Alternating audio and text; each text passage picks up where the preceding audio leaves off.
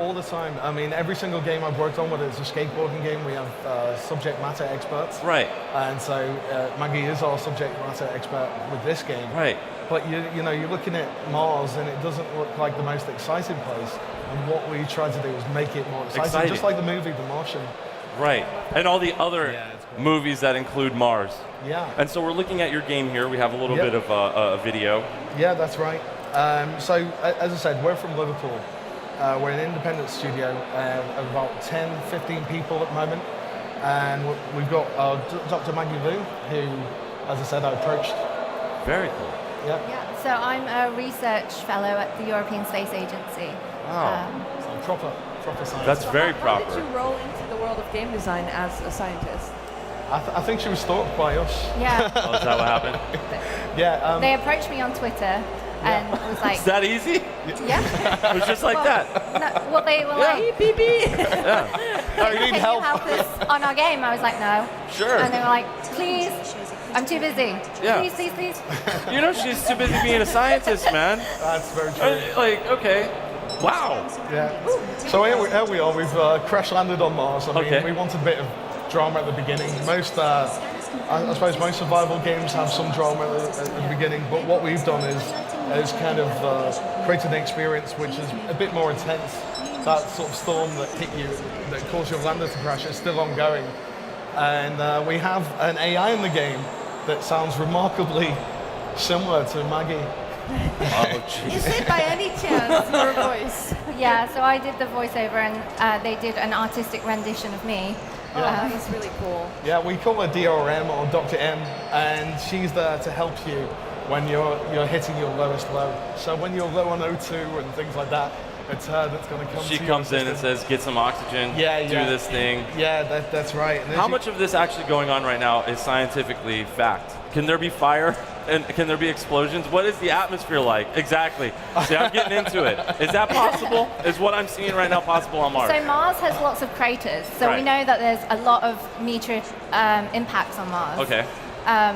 Fire, not so much. See, what did you see that? What? Science. But then he says there has to be explosions. Yes, Yeah. that's That's right. the Exactly. argument, because you can't just have like a meteor hit the Earth and nothing happen. Yeah. Oh. Because Hollywood has set our expectations of some things. Right. So here we are. We got these suits as well, and these were designed by the co-creator of a PlayStation game called Wipeout, which is a huge Really? franchise. Yeah. So, Are you serious? Yeah, Wow. Jim Bowers, who was the co-creator of that game, he designed those suits. And you can see there's, when you see them again in this video, you'll see that it's like Dead Space. You can see all your gauges on there. Yeah. So that when we add multiplayer, you can see if somebody else has got O2 that's failing, that sort of thing. And we're playing the game in the hardest mode at the moment. So every single hazard is completely dangerous. And they are rooted in facts. So we passed some dust levels, but we have things like corrosive gas here and geysers that explode and radiation. So our version of Mars is perhaps a bit more active than what we expect. So these are dust devils, and these are actual images that are taken from satellites orbiting around Mars. So Wow. these are NASA's images, right? And from that, we can recreate them in the game. So these giant swirly dust devils are present in our game. We've got detections of electricity, so you can see that these guys actually hurt you, but on Mars, we're not sure if it does actually hurt you. How fascinating. Yeah. So you get zapped by these, you will lose power in this case. So Like that. Yeah. So everything is a little more dangerous than what you kind of expect on Mars. It's worth pointing out that Mars has less gravity and things like that, doesn't it? Yeah, it has a third of the gravity on Earth. So we tried to create those things. So jumping in the game is a bit more tricky. We've got feedback going, when you jump, why can't you control your direction? Well, it's not real to do that. And so That was the argument back? Okay, it just doesn't work. So we've been really authentic, but you can upgrade your suits in the game and get more agility and make it a bit easier, a bit more game-like, I suppose, to control your character. It's funny, because if I wouldn't know that this was like scientifically correct, I would have probably just played the game and be like, oh, this is cool. But now that you know that there's so much science behind it, it makes it so much cooler, like the planet is actually based on pictures of NASA. Yeah. That is insanely cool. Yeah. And so just at point in the game, we got back to a prefabricated habitat. And I suppose the fiction that we used in the game is very similar to the fiction of the Martian. And I think it's because we used the same NASA design reference for their missions to Mars. So it's not, I didn't copy Andy, what's his name? Andy, I've forgotten his name, sorry. I don't think I'd know his name, but you might. But the writer of The Martian, you know, we've arrived at a similar conclusion. So this is a prefabricated base, and unfortunately it's in disrepair because of the same storm that affected your descent. So you're repairing it now. And is that your whole goal, is just to keep constantly repairing? And what is the goal? What are you doing? You're just out there building? You've got to survive as You've got to survive as long as possible. Okay. That is the, the hardcore mode. You only get one life. Okay. Just like Mars. Right, just like in real life. Yeah, just like in real life. Yeah. And so if you die, and you lose everything you've gained. And so do you start out with a bunch of stuff, or do you have to build and... Yeah, so you got, for example, you've got repair material, you've got a finite supply of O2. And of course, the reason why you have to go out and use these construction vehicles is you have to get resources and build stuff, and 3D print stuff on the surface. Oh, that's awesome. To generate more, infinite supplies of O2. Is there a reason why you're out here? Is there any backstory? Is there anything going on? I think one of the reasons is we started out with a massive multiplayer game. So everything you see is server and client. It's built from the ground up to be an MMO.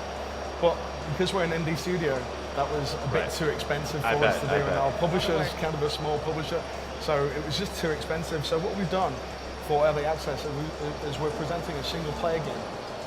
And we're also going to go to console later. So what I want to do before I unleash my narrative is hit the community and see what they want to have added, because we've got loads of extra features in the game. And we'll be asking them what they want to see. And then we'll take the content that we've got in the pipe and release that first. That is really smart. Make the game right first and then add the story. Well, it's a pragmatic approach, I think. I think that's very, very cool. It's an approach that's going to benefit us because we've got this game, we're crafting it in it right now. You can see that I've found some junk on Mars, I'm going through it, it's in a container. And I'm able to craft items from that, which are going to help me live a little bit better on the Mars surface. So, for example, we're taking so many risks of pushing together a survival game and I suppose a city building colonization game that we want to know what the community wants. Do they want more survival? Do they want more colony building? And then we're going to would you craft a story based off of where they would go? Interesting. I bet you have something in your head though. We do. Great, but don't give anything away. Okay. But that's what if that, how big? You said your studio is small. How small is it? It's around 15 people at the moment. 15. 15, yeah. Wow. I love that. I love hearing that. Yeah. I got to ask a question for you. And I don't know if this is this could be fake news or whatever, but I thought I read recently that they found out that on Mars it's all poison. It's like poisonous gas. Is that right? Am I wrong? Did I read fake news? Is there poisonous gas? No, that's what I thought. They just recently discovered that the atmosphere is actually poison. Well, it's there's no atmosphere on Mars. There's nothing. A very thin atmosphere. Okay. So the radiation from the sun is poisonous to us, right? Yeah. And so it doesn't make us like Superman at all. It doesn't no, work that way. it will give us cancer and we'll So die that's a not. horrible slow Oh, death. jeez. Okay. All right.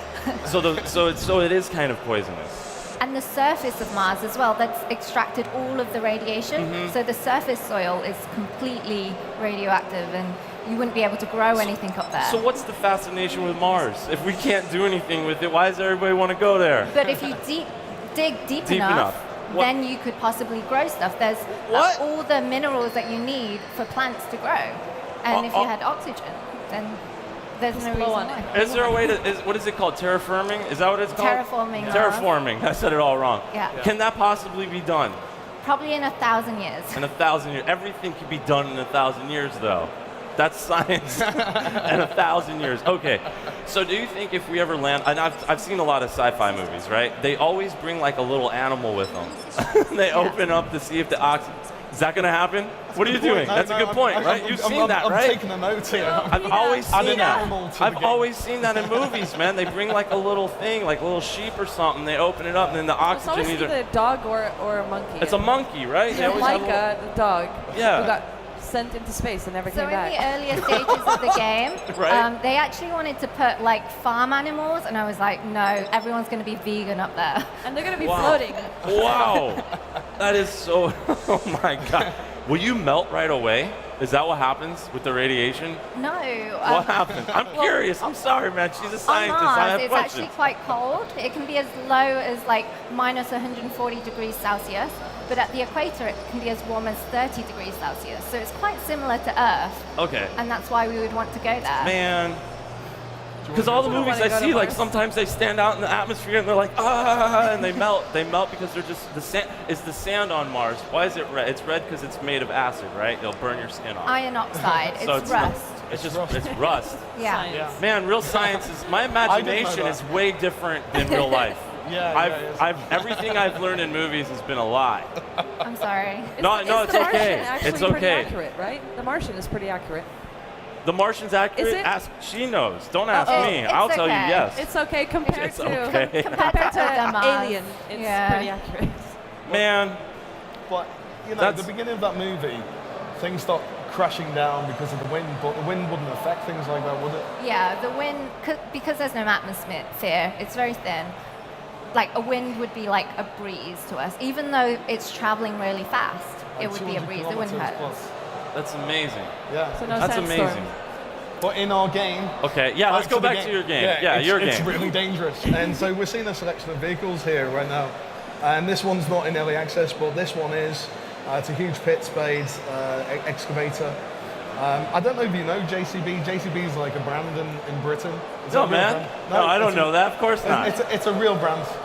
It's a real brand. Okay. Yeah, yeah. So we, you know, it was an indie studio. We managed to speak to these guys. That thing you didn't see, that is a multiplayer vehicle. Okay. So it won't be in early that's access. cool. Okay. But it's coming soon. Okay. It looks pretty violent. Everybody thinks it's a tank, but I assure you, it's just a mining vehicle. What is there to mine though? You just what minerals are you looking It's just for? like this. We've got you know, zinc being dug out the ground. I think it is right now, and basically all the different elements that are used to build buildings.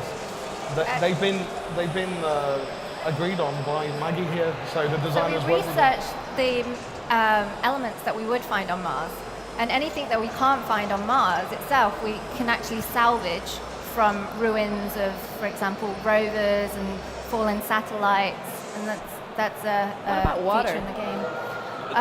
So actually, there's a lot of ice on Mars. It's all frozen up in the poles, so you could extract water from that by just melting it down. Yeah. In the game, we actually have a water extractor for you to build, and that's your source of water.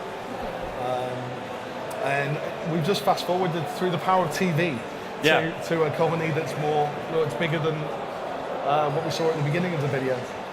And this is an example of what you can build in the game.